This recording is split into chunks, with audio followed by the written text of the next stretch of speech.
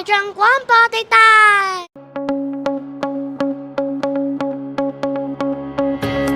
大家好，我係小小科學家梁卓瑩，今日要同大家睇水嘅變身術。水係有3種液態嘅，喺我面前有3個杯，第一杯係普通嘅凍水，第二杯係熱水，第3個係冰粒。一齊睇呢一杯熱水，呢杯熱水喺度出緊煙，呢啲煙其實係水蒸氣嚟嘅。